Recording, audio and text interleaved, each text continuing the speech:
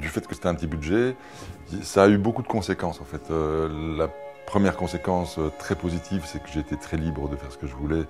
Et ça, Jaco, il a été le producteur de rêve, puisque il s'est comporté avec moi comme il aimerait sans doute qu'on se comporte avec lui quand il fait des films. C'est-à-dire qu'il dit, c'est toi qui décides, c'est toi qui fais le film, c'est toi qui sais. Et qui était très disponible quand je lui demandais son avis, pour m'aiguiller, quand j'avais des questions, etc. Et l'autre conséquence d'avoir un petit budget, c'est qu'en fait, on réfléchit complètement différemment à comment on fabrique le film. Toute la question, puisque l'histoire, c'est quand même l'histoire d'un homme invisible, c'était la question de comment on fait croire à l'existence de cet homme invisible, quoi. Donc la première idée, évidemment, pour éviter d'avoir trop d'effets spéciaux, etc., c'était d'avoir une caméra subjective et d'être dans la peau du personnage. Mais à l'écriture, tout le monde me disait, mais on va jamais croire à une histoire d'amour, on voit jamais un des deux personnages, quoi. Donc du coup, moi, je me suis évertué à me dire, mais non, on va vraiment se mettre à l'intérieur du personnage tout le temps, dans cette caméra subjective, et pousser la logique du découpage à l'extrême, c'est-à-dire que quand il se couche, la caméra se met verticalement, etc., etc. Mais il fallait quand même, malgré tout, des plans objectifs. Enfin, moi, il m'a semblé que c'était bien qu'il y ait un certain pourcentage de plans où on voit l'extérieur, l'interaction de mon ange sur les objets.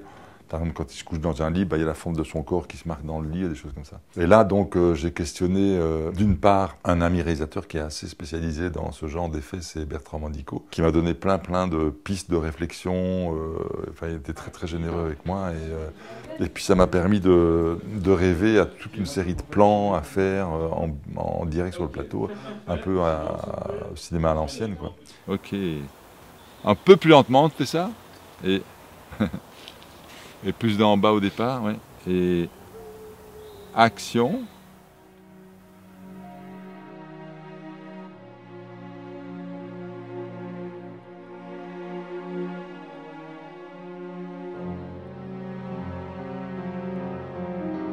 Et puis, parallèlement à ça, j'ai rencontré donc Marc et Willy, qui ont réfléchi avec moi, mais en ayant conscience de mon envie que les choses soient le plus bricolées possible, quoi. Et donc du coup, ils sont vraiment glissés dans cette demande, et puis ils m'ont fait des propositions.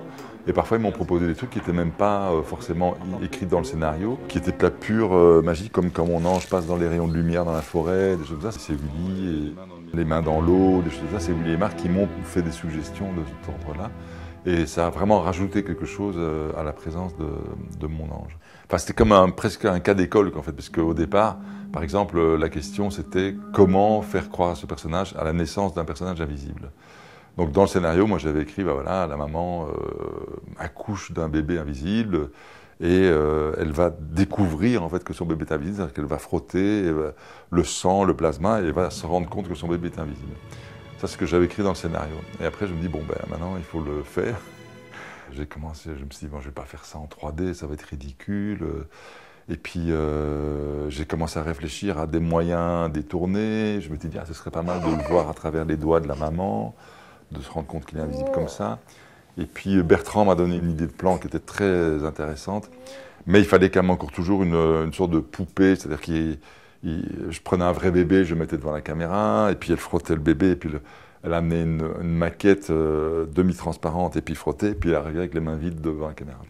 Et finalement, en fait, je crois que l'idée même est devenue de Willy, on s'est dit, mais ce serait génial qu'en fait, on ne soit pas dans le regard de la mère ou dans un regard, mais qu'on soit déjà d'emblée dans son point de vue à lui. Donc c'est devenu le subjectif de mon ange qui voit sa maman flou, comme un bébé qui voit flou les yeux de sa maman.